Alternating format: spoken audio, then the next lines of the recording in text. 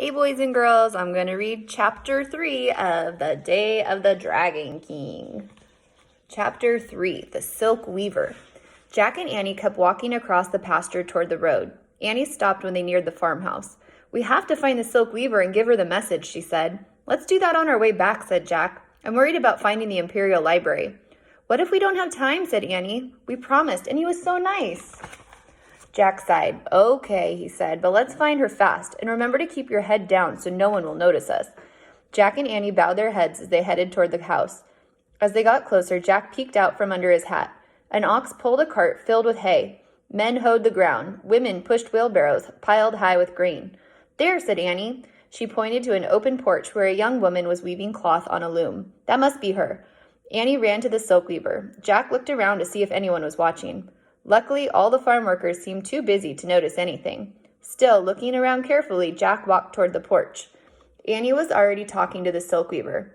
"What did he say?" the young woman asked. Her voice was soft but strong. Her dark eyes glowed with happiness. "He said you should meet him in the field at twilight," said Annie. "He's so handsome." "Yes, he is," the silk weaver gave Annie a shy smile. Then she reached down to a basket near her loom and picked up a ball of yellow thread. "It was very brave of you to bring me this message," she said. "Please accept this silk thread as my thank you." She handed Annie the ball of silk. "It's beautiful," said Annie. "Feel." She handed it to Jack. The thread was smooth and soft.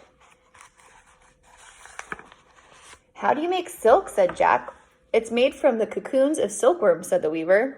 "Really? Worms? That's neat," said Jack. "Let me write that down." He reached into his sack. "Please don't," said the silk weaver. "The making of silk is China's most valuable secret. Anyone who steals the secret will be arrested. The Dragon King will have him put to death." Here's a picture of her giving them the roll of silk.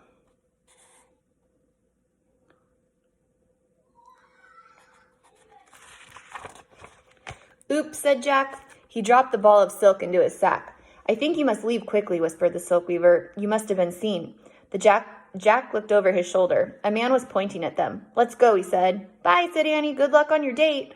"Thank you," the silk weaver said. "Come on," said Jack. They hurried away from the silk weaver. "Stop!" someone shouted. "Run!" said Annie. And that's the end of chapter 3. The next chapter is chapter 4, The Great Wall. And that's in the next video.